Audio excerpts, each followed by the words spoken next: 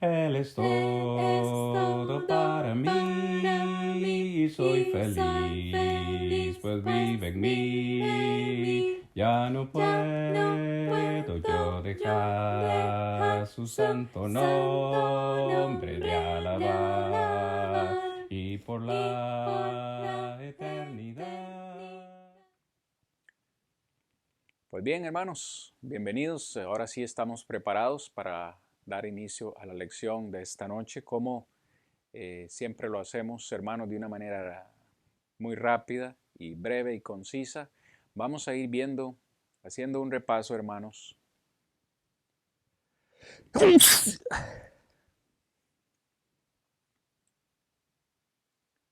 de cada uno de los capítulos que estuvimos considerando en este estudio de la carta a los romanos. En cada uno de esos capítulos aprendimos temas muy importantes que están resumidos en una frase, como ustedes pueden ver, con cada uno de los versículos que corresponden a ese capítulo. Capítulo 1, el pecado de los gentiles. Capítulo 2, el pecado de los judíos. Capítulo 3, el pecado universal. Capítulo 4, vimos a la persona de Abraham y su fe. En el capítulo 5 estuvimos hablando acerca de Adán, acerca de Cristo, el contraste entre ellos. Pablo también nos habló en el capítulo 6 acerca de la libertad que tenemos del pecado. En el capítulo 7 nos habló Pablo acerca de la libertad que tenemos ahora de la ley antigua, la ley de Moisés. Capítulo 8, me encanta el capítulo 8 de Romanos, gran contenido.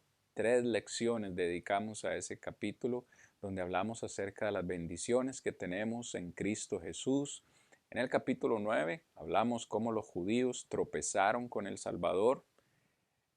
En el capítulo 10 hablamos acerca también, hermanos, de ese celo que tuvieron los judíos, pero que fue un celo sin conocimiento. Y Pablo les habló fuerte. Luego en el capítulo 11 les habló acerca de la bondad y la severidad de Dios. Capítulo 12, un capítulo que también me encanta en la carta a los romanos, donde se nos habla acerca de una vida de sacrificio. Recuerde que acá en el capítulo 12 daba inicio a la sección práctica de la carta, una vida de sacrificio. En el capítulo 13 aprendimos también acerca de nuestras responsabilidades civiles, nuestra responsabilidad con los gobernantes.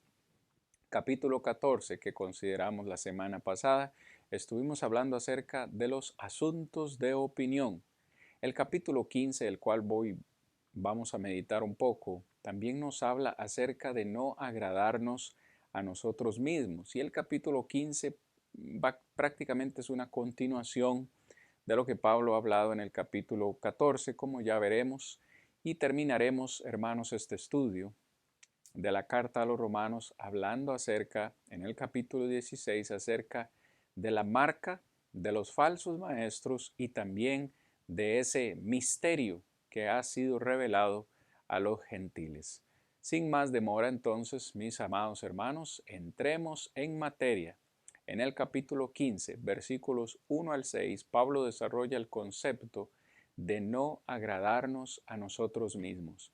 Antes de leer estos primeros 6 versículos, quiero recordarles que la semana pasada estuvimos hablando acerca de los hermanos débiles y cómo Pablo dice que aquellos hermanos que no comían carne eran considerados débiles y que por causa de la comida nosotros debemos amar a nuestros hermanos para que por causa de la comida o de cualquier otra situación nuestros hermanos no se pierdan, no se debiliten más, no flaqueen. En resumen, el capítulo 14, Pablo dice, es más importante el amor por nuestros hermanos, porque por amor a mis hermanos débiles, yo no voy a hacer nada que a ellos los debilite más, que a ellos los haga al querer apartarse de los caminos del Señor. Así que la clave en esto es el amor. Fíjese cómo Pablo continúa ese concepto en el capítulo 15, hermanos, versículos 1 al 6, Pablo dice, así que esta expresión es importante, hermanos, porque, de nuevo, es una continuación de lo que acaba de decir en el capítulo 14. Así que los que somos fuertes debemos soportar las flaquezas de los débiles y no agradarnos a nosotros mismos. Cada uno de nosotros agrade a su prójimo en lo que es bueno para edificación, porque ni aun Cristo se agradó a sí mismo.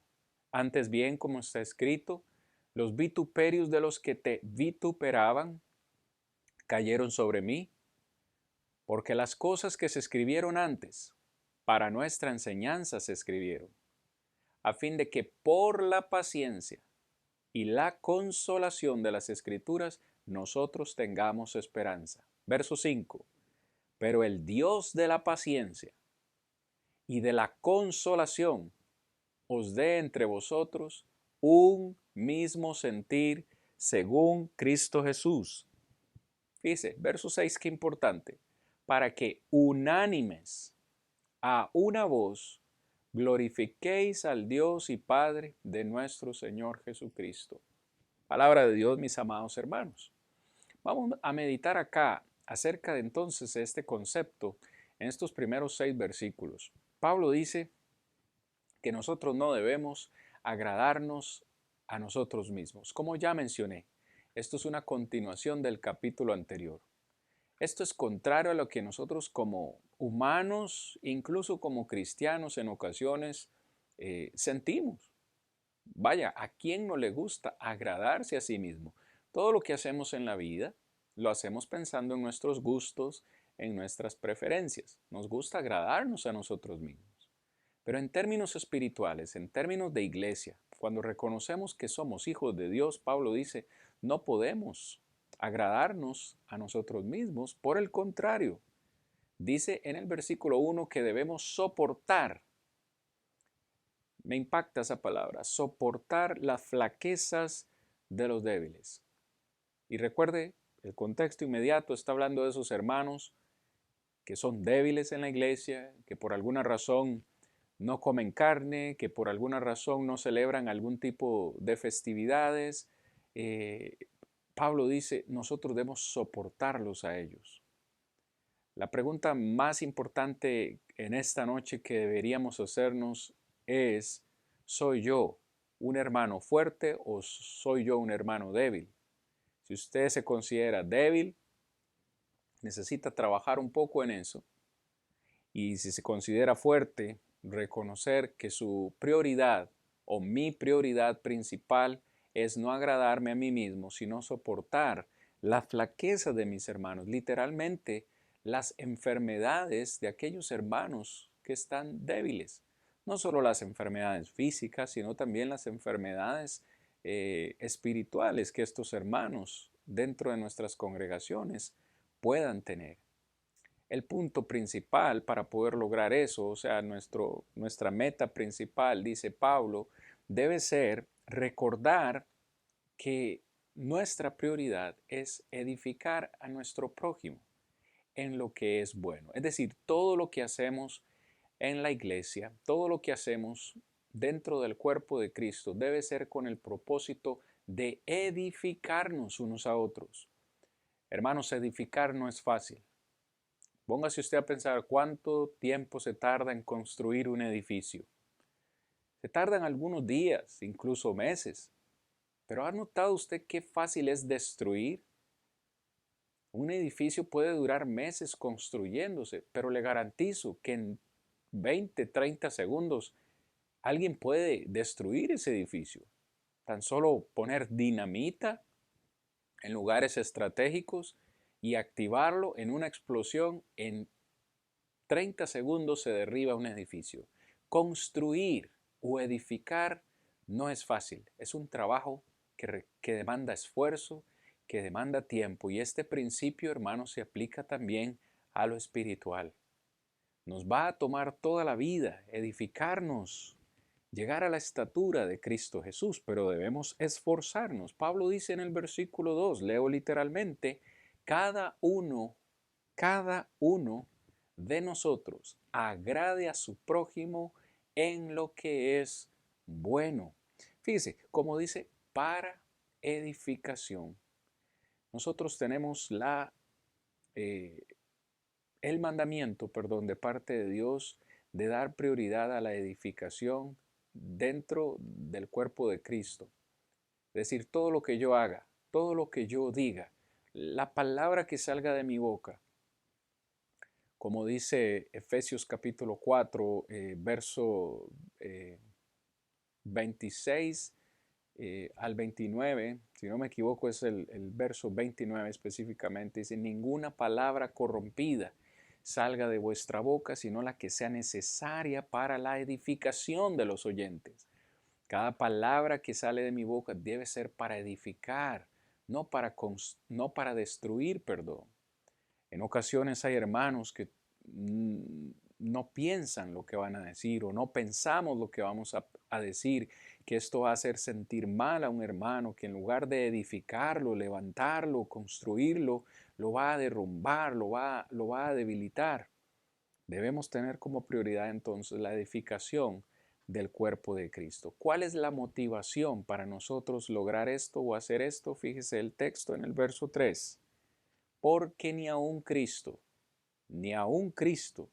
se agradó a sí mismo, antes bien como está escrito, los vituperios de los que te vituperaban cayeron sobre mí.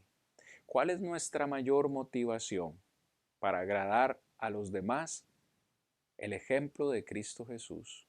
Siendo hijo de Dios, siendo Dios, no vino a este mundo para agradarse a sí mismo, sino para agradar a los demás.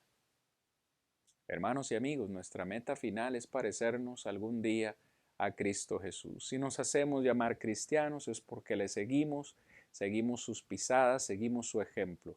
Pablo aquí le dice a los romanos nuestra mayor motivación, y está citando literalmente el Salmo 69 en el verso 4, en el verso 3, los vituperios de los que te vituperaban, cayeron sobre mí.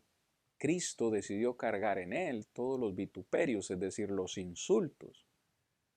No se agradó a sí mismo, sino que todo lo que hizo fue pensando en agradar al Padre Celestial, en agradar a los demás. Y ese es el ejemplo que debemos seguir. Pero no solamente eso, también tenemos el ejemplo de las Escrituras.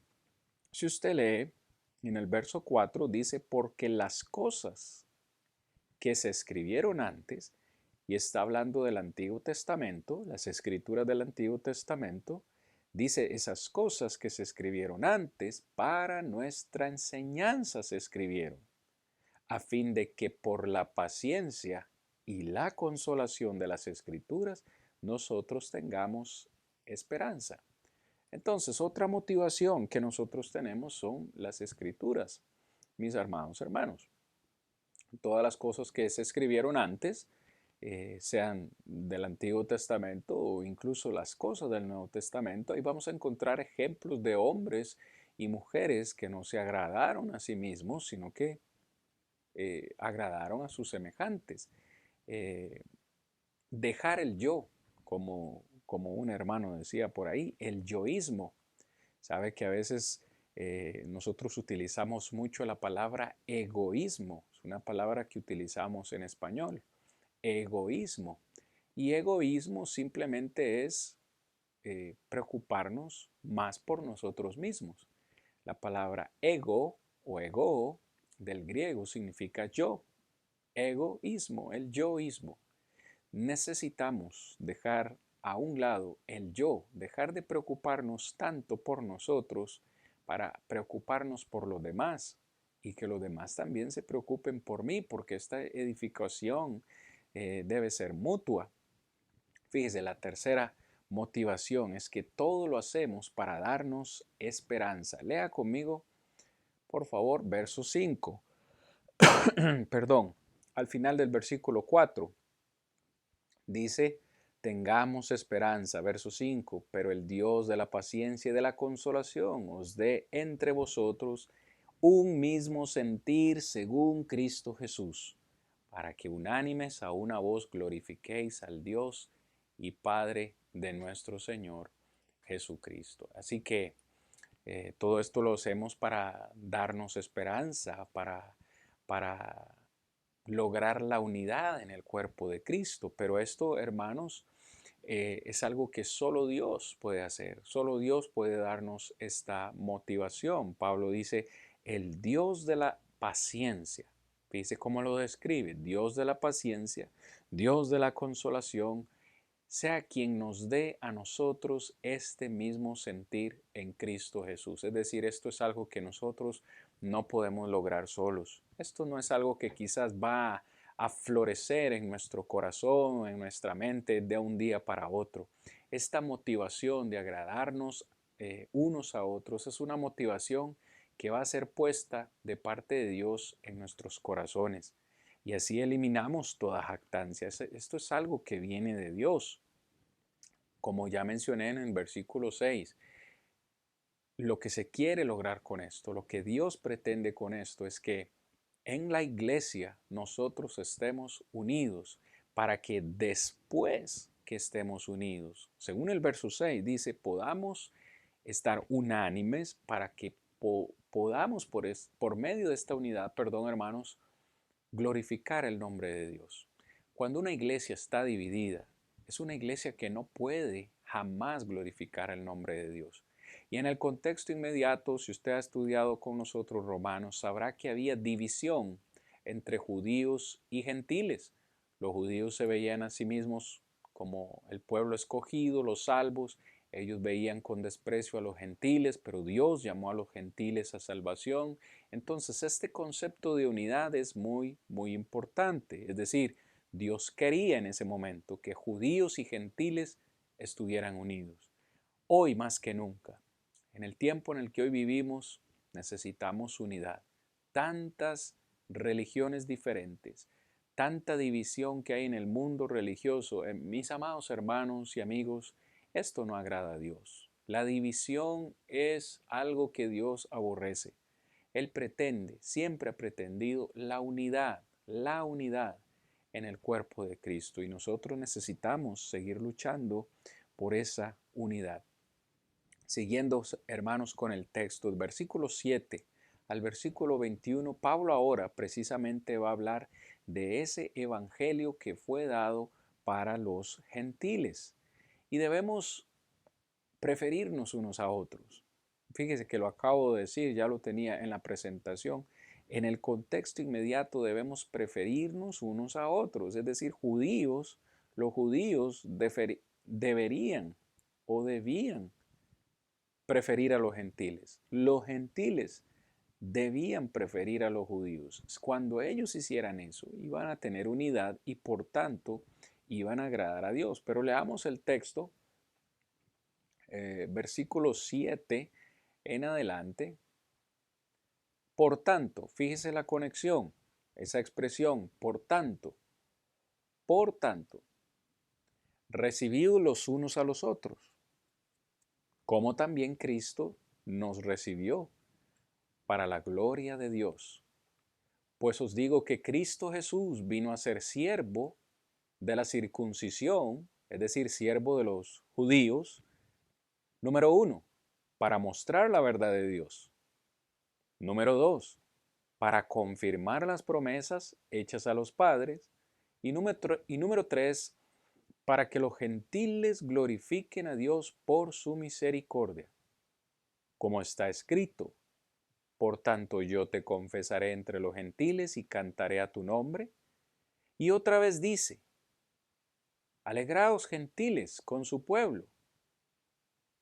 Y otra vez, alabad al Señor todos los gentiles y magnificadle todos los pueblos. Verso 12, y otra vez dice Isaías, estará la raíz de Isaí y el que se levantará a regir a los gentiles. Los gentiles esperarán en él. Palabra del Señor. Por cierto, hermanos, cuando se menciona la palabra gentiles aquí, está haciendo una clara referencia a nosotros, puesto que nosotros no somos judíos. Entonces, Pablo dice, ustedes deben preferirse unos a otros. ¿Cómo logramos eso? Recordando que Cristo nos recibió a todos, sin importar qué. Esto es maravilloso, ¿no? Cristo murió por mí, aunque yo no lo merecía. Cristo murió por usted, hermano, amigo que me está escuchando. aunque usted no lo merecía. Es decir, Cristo me recibió dentro del cuerpo, dentro de su cuerpo, su iglesia, cuando yo no lo merecía. Por eso yo debo recibir a todo aquel que de buen corazón, de buena gana, también quiere ser parte del cuerpo de Cristo. Hay 3 razones que Pablo menciona en el versículo 8 y 9 por las cuales Cristo vino a este mundo.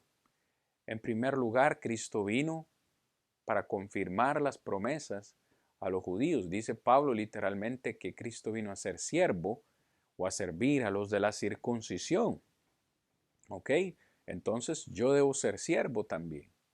Si soy seguidor de Cristo, debo ser siervo.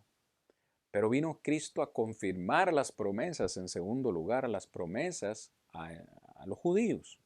Pero en tercer lugar, también Cristo vino con un propósito y fue confirmar, en el versículo 9 dice, para que los gentiles glorifiquen a Dios por su misericordia.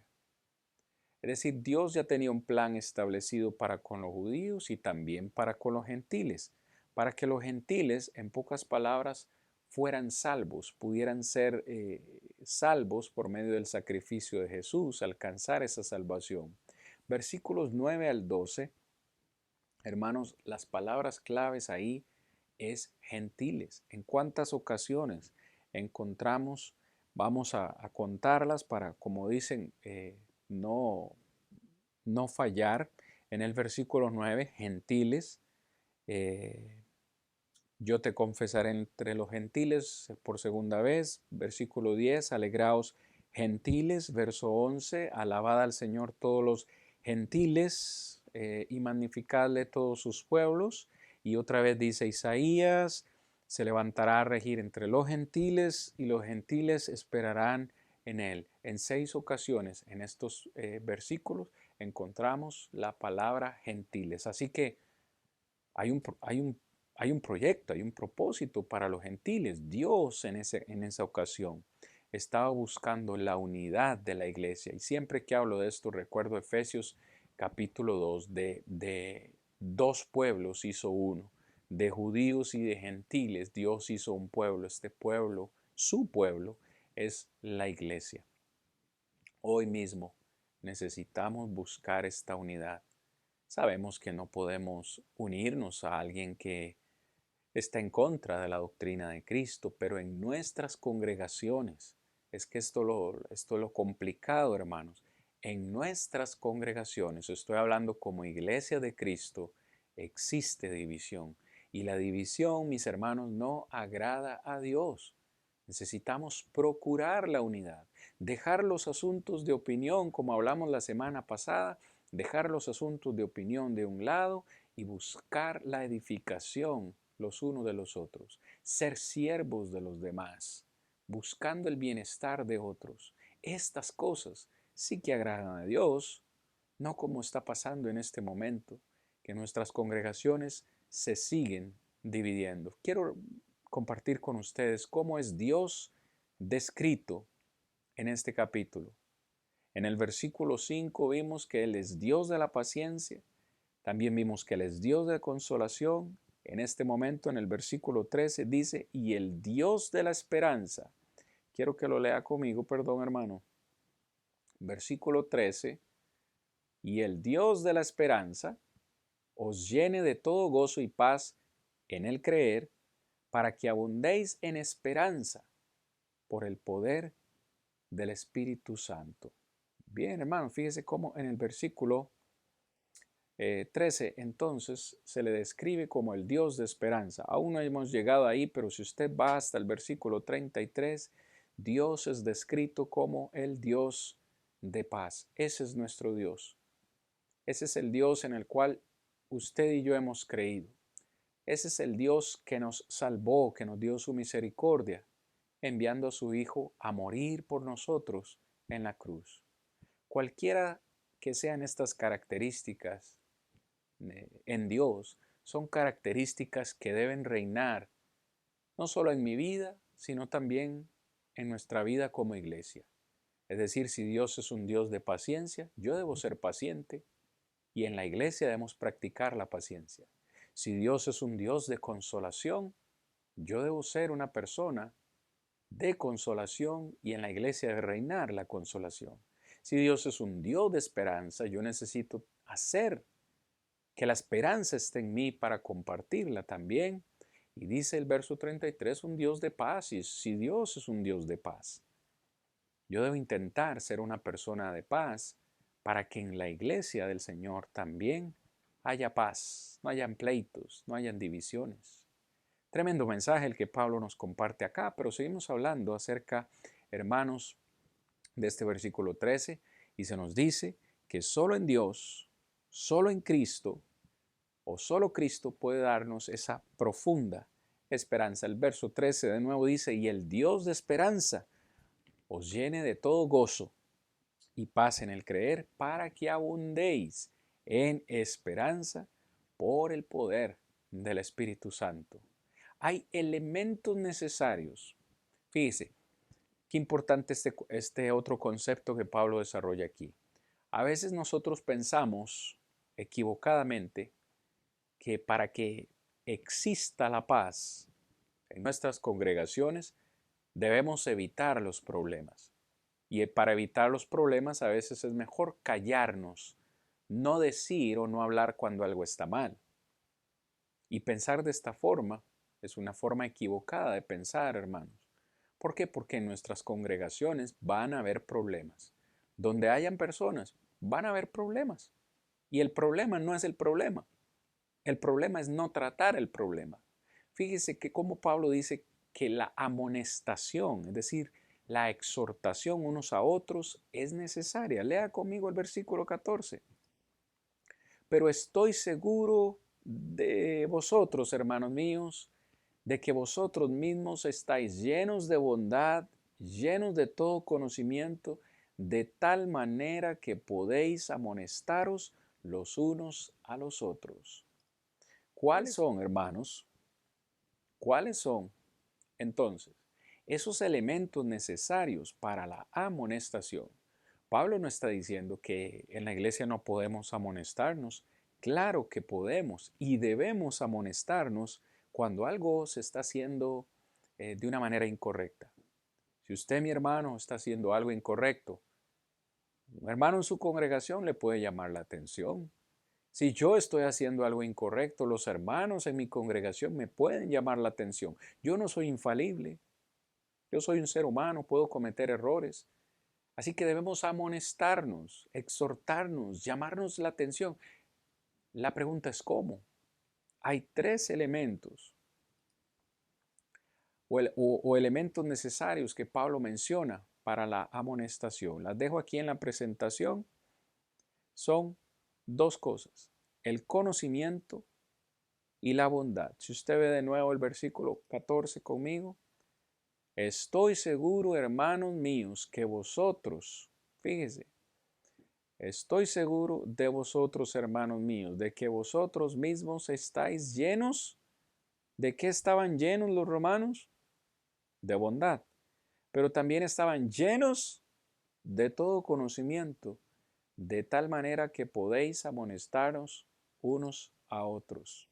Cuando uno va a llamarle la atención a alguien, cuando uno va a amonestar a alguien, debe hacerlo con conocimiento de causa. Es decir, si yo le voy a amonestar a usted, es porque tengo el conocimiento de que lo que usted está haciendo está mal. Si no, no lo voy a amonestar.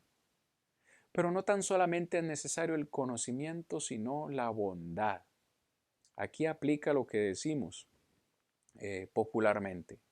No es tan solo importante lo que decimos, sino cómo lo decimos. Es decir, si yo estoy convencido de que usted está haciendo algo malo y vengo y como dicen popularmente, le pego 4 gritos delante de todos los hermanos, delante de un grupo de personas y le llamo la atención, en primer lugar estoy haciéndolo mal y en segundo lugar usted no me va a recibir esa amonestación jamás, lo estoy humillando públicamente.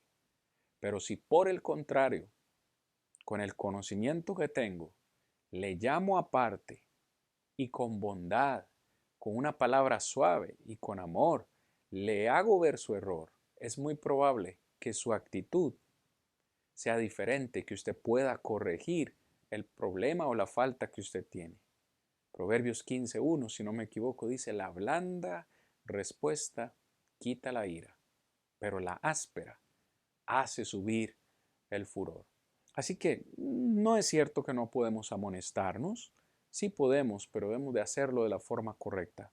En el versículo 15, Pablo inicia ya lo que sería la conclusión de su carta. Ha dado los mandamientos que tiene que dar, ha dado todas las instrucciones que tiene que dar y ahora inicia su despedida. Como toda carta, tuvo su introducción, su tema, su contenido y ahora se despide. Comienza a despedirse en el versículo 15. Ya lo vamos a leer en un momento, pero en esta despedida o en esta conclusión les recuerda en primer lugar que Él es apóstol de los gentiles solo por la gracia del Señor. Lea conmigo verso 15, verso 16. Mis amados hermanos, dice, mas os he escrito, hermanos, en parte con atrevimiento, como para haceros recordar que por la gracia de Dios,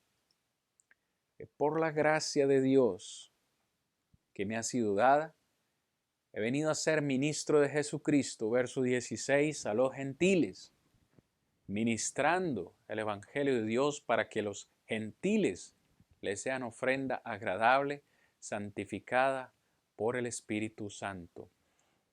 Fíjense, recordarán ustedes Hechos capítulo 9, desde el capítulo 9, cuando Saulo de Tarso, camino a Damasco, recibe ese llamamiento, queda ciego, se le envía a entrar a la ciudad y ahí se le va a decir lo que tiene que hacer.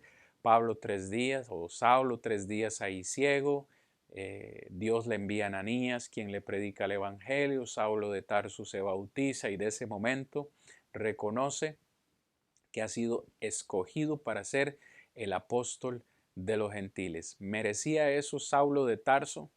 Semejante misión, claro que no lo merecía. Era un perseguidor de la iglesia, era un asesino de cristianos, pero Dios le dio su misericordia, lo llamó al ministerio. Pablo dice, es por gracia que estoy en el ministerio, es por gracia que ahora soy ministro del Evangelio. Dios me ha dado a mí esa oportunidad de predicar el Evangelio a los gentiles para que ellos sean ofrenda agradable para Cristo. Cuando Pablo menciona esta palabra ofrenda para Cristo, está identificando un concepto interesante del Antiguo Testamento. En otras palabras, Pablo no solamente fue apóstol, sino que también fue un sacerdote. Recuerde que los sacerdotes en el Antiguo Testamento eran los encargados de llevar las ofrendas al Padre Celestial. Pablo dice, yo he sido llamado a ministrar a estos gentiles para que ellos sean una ofrenda agradable a Cristo Jesús, a Dios mismo. Dios quiere, siempre ha querido la obediencia de los gentiles. Dice al final del versículo 16, para que los gentiles les sean ofrenda agradable, santificada por el Espíritu Santo. Es decir, la obra de Cristo fue una obra que fue hecha en el apóstol Pablo en primer lugar, para que Pablo pudiera hacer esta obra en la vida de los gentiles. Pero Pablo necesitó mucho más que su predicación del Evangelio. Y es lo que él confirma o nos lo dice en el versículo 17 en adelante. Tengo pues de qué gloriarme. Dice, verso 17, tengo pues de qué gloriarme en Cristo Jesús en lo que a Dios se refiere, porque no osaría hablar sino de lo que Cristo ha hecho. Fíjese, lo que Cristo ha hecho por medio de mí para la obediencia de los gentiles. ¿Qué es lo que Cristo ha hecho? No solo con la palabra, sino con las obras. Verso 19, con potencia de señales y prodigios en el poder del Espíritu de Dios, de manera que desde Jerusalén y por los alrededores, hasta Ilírico, todo lo he llenado del Evangelio de Cristo. Por esta manera me esforcé a predicar el Evangelio, no donde Cristo ya hubiese sido nombrado, para no edificar sobre fundamento ajeno, sino como está escrito: aquellos a quienes nunca les fue anunciado acerca de él verán, y los que nunca han oído de él entenderán. Palabra del Señor, mis amados hermanos. Es obvio, usted estudia la carta de los Hechos, o es el registro bíblico de los Hechos, el crecimiento de la iglesia, y usted ve los viajes misioneros de Pablo. Sabemos que Pablo no solamente era un buen predicador, con buena retórica y con poder de convencimiento en su palabra, sino que la palabra que él predicaba necesitaba ser confirmada, y fue confirmada por medio de prodigios, señales, milagros. Y Pablo dice: estos milagros o señales que yo hacía, los hacía por medio del poder del Espíritu Santo que estaba en mí. Pablo siempre fue humilde y reconoció: no es por mí, es por Dios, es por medio de su Espíritu Santo que Él me ha dado, porque Dios tenía un plan para los gentiles. Es lo que vemos en el versículo 20 y versículo 21, donde Pablo literalmente está citando Isaías 52. Muy bien, hermanos, el tiempo se nos empieza a agotar. Siempre digo que voy a tardar poco en una lección, pero siempre los hago ir hasta el final de la hora completa. En el versículo 22 y 23, nosotros vamos a empezar a notar el deseo de Pablo, y de eso hablamos también en la introducción, hermanos. Ya lo vamos a leer. Versículo 22. Permítanme, mis amados hermanos, versículos 22 y 23 dice Pablo: por esta causa. ¿Cuál es la causa? Predicar el evangelio a los gentiles, siempre fue su deseo. Por esta causa me he visto impedido muchas veces de ir a vosotros, pero ahora, fíjese, no teniendo más campo en estas regiones, porque ya todas las había predicado, todas las regiones ya Pablo había llevado el evangelio. De aquí entendemos que Pablo no había estado nunca en Roma. Él tenía el deseo de ir a Roma a predicar.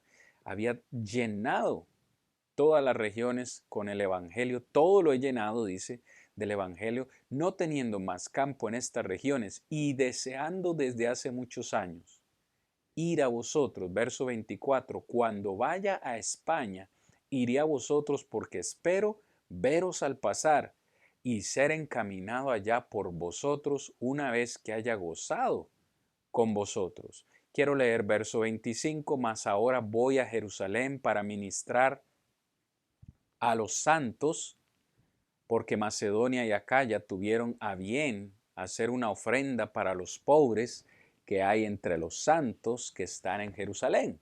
Pues les pareció bueno, y son deudores a ellos, porque si los gentiles han sido participantes de sus bienes espirituales, deben también ellos ministrarles de los materiales. Verso 28. Así que cuando haya concluido esto, vea el deseo de Pablo. Así que cuando haya concluido esto y les haya entregado este fruto, pasaré entre vosotros rumbo a España. Y sé que cuando vaya a vosotros, llegaré con abundancia de la bendición del Evangelio de Cristo. Verso 30. Pero os ruego, hermanos, que por nuestro Señor Jesucristo y por el amor del Espíritu, me ayudéis orando por mí a Dios.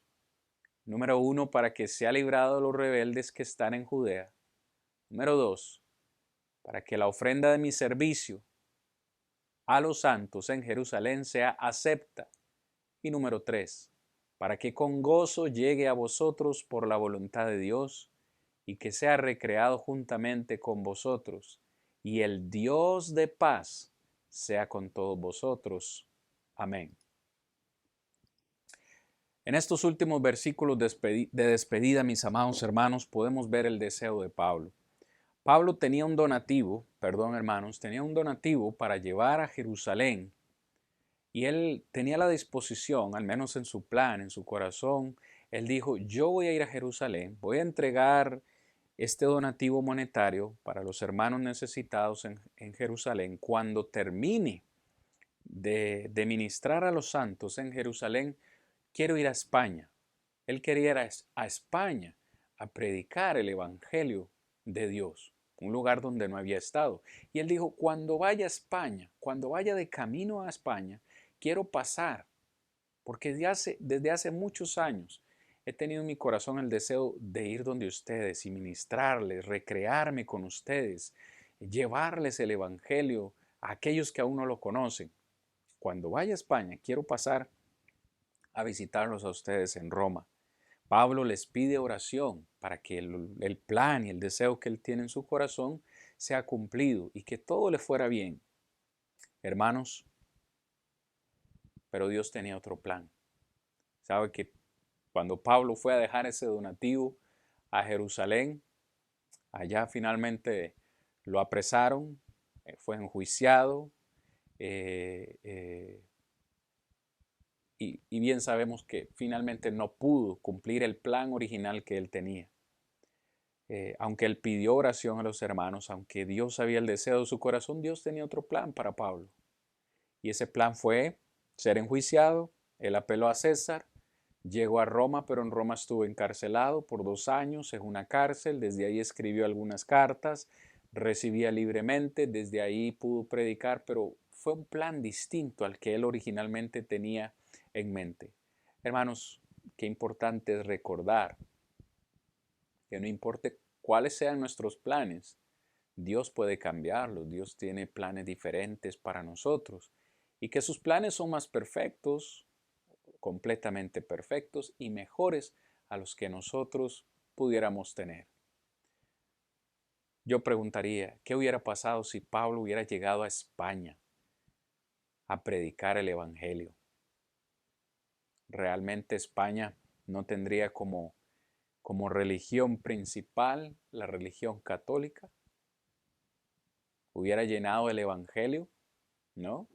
Bien sabemos que nosotros en los países de habla hispana, hablo por mi tierra, Costa Rica y muchas otras, ¿no? Que fuimos colonizadas de España por los españoles. Ellos trajeron su religión, trajeron la religión católica y la implantaron en nuestros países. ¿Qué hubiera pasado si Pablo hubiera llegado con el Evangelio puro, este misterio revelado a los gentiles, lo hubiera llevado a España? Hubiera sido algo bueno. Alguien podría decir, ¿por qué Dios no permitió que eso pasara? Dios tenía otros planes, por lo menos para el apóstol Pablo.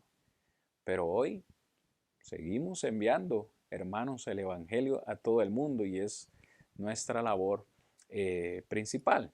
Pues bien, para ir finalizando, hermanos, en el capítulo 16, este capítulo 16 no lo vamos a leer todo, hermanos, porque ya estuvimos meditando en él hace algunas clases en la introducción.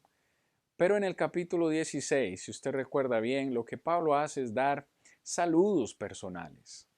En el versículo 1, que esto sí lo quiero rescatar, dice Pablo, os recomiendo. Perdón, hermanos, además nuestra hermana Febe, la cual es diaconisa de la iglesia en Cencrea, que la recibáis en el Señor como es digno de los santos y que la ayudéis en cualquier cosa en que necesite de vosotros, porque ella ha ayudado a muchos y a mí mismo. Yo creo que la Reina Valera 1960 es una de las versiones de la Biblia que son más usadas, por lo menos entre nosotros, y es muy atinada. Sin embargo, en este particular versículo, la traducción no es tan fina, porque Febe fue una hermana.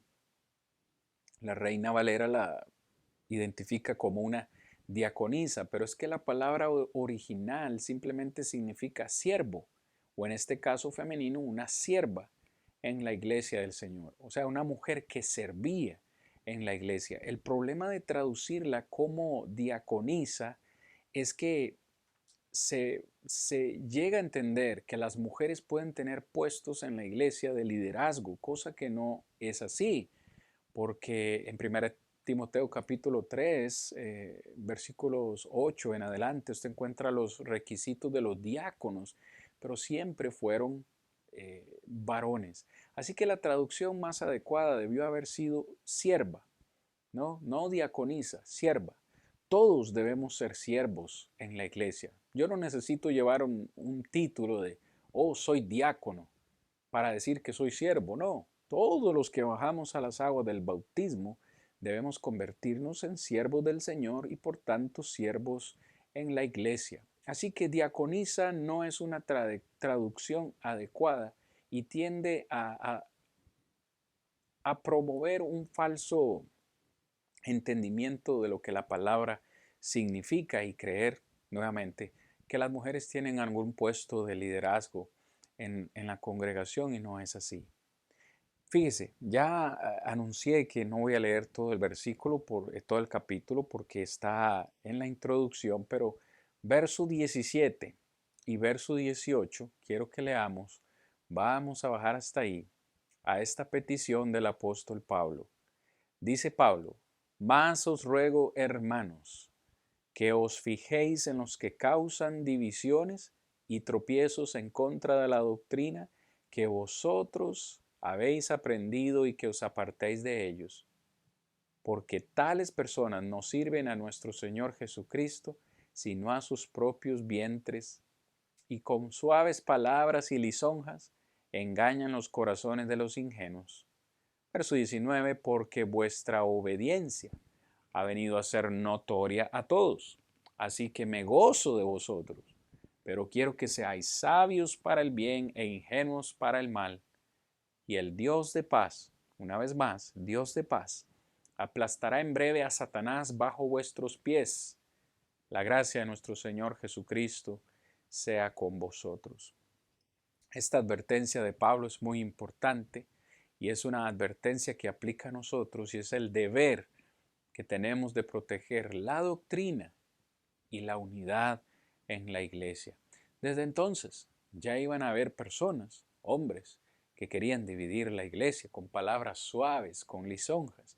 Pablo advierte a la iglesia y le dice, hermanos, en Roma, ustedes son conocidos por su obediencia, ustedes han sido obedientes, pero también necesitan ser ingenuos para el mal. Necesitamos ser ingenuos para el mal, sabios para el bien. Me encanta esta promesa de Pablo, o que Pablo revela y dice, Dios aplastará a Satanás bajo vuestros pies. No dice bajo sus pies, Dios aplastará a Satanás bajo vuestros pies. Es una promesa que intento hacer mía. Yo puedo poner a Satanás bajo mis pies, no por el poder que está en mí, sino por el poder de Dios que opera en mi vida. Satanás, el enemigo, no tiene ningún poder sobre mí, si Dios está conmigo. Bien, hermanos, vamos finalizando esta despedida de Pablo. Fíjese, vamos a adelantar esto, ya lo vamos a leer. Muy bien, hermanos, esta es la presentación. Vamos a leer verso 25 al 27. Tristemente, estamos llegando al final, pero con mucho gozo en esta carta a los romanos. Verso 25. Y al que puede confirmaros, según mi evangelio y la predicación de Jesucristo, según la revelación del misterio que ha sido mantenido oculto desde tiempos antiguos, pero que ha sido manifestado ahora y que por las escrituras de los profetas, según el mandamiento del Dios eterno, se ha dado a conocer a todas las gentes para que obedezcan a la fe, al único y sabio Dios, sea gloria mediante Jesucristo para siempre. Amén.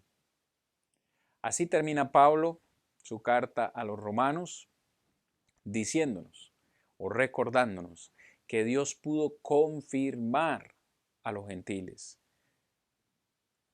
de acuerdo a por lo menos tres cosas.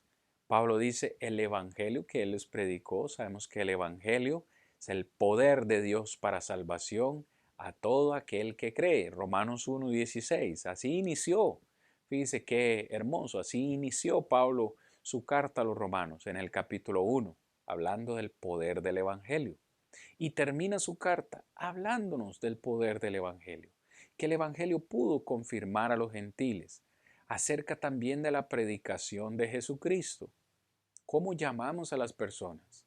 A ser parte del cuerpo por la predicación de Jesucristo, pero Pablo también dice que su mensaje fue un misterio que estuvo oculto durante mucho tiempo y que ahora Dios ha decidido revelarlo a los gentiles por medio de las escrituras.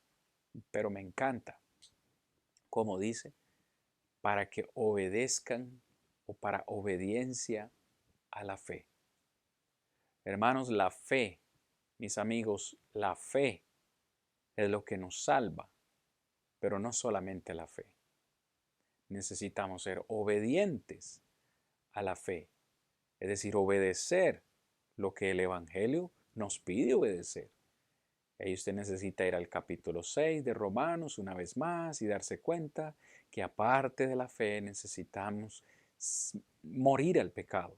Y para morir al pecado necesito bajar a las aguas del bautismo. Verso 17 dice que los romanos obedecieron de corazón una forma de doctrina. Esa forma de doctrina fue la muerte, sepultura y resurrección de Jesús. En el contexto usted podrá ver que eso solamente se puede emular o imitar en el momento del bautismo. Cuando bajamos a las aguas, morimos y somos sepultados con Cristo y salimos de las aguas para simbolizar su resurrección, para andar en una vida nueva. Y eso, mis amados hermanos y amigos, es lo que todos esperamos. Con ese afán, con ese propósito, predicamos el Evangelio para que las personas puedan obedecerlos y venir a ser parte del cuerpo de Cristo. Y así termina Pablo.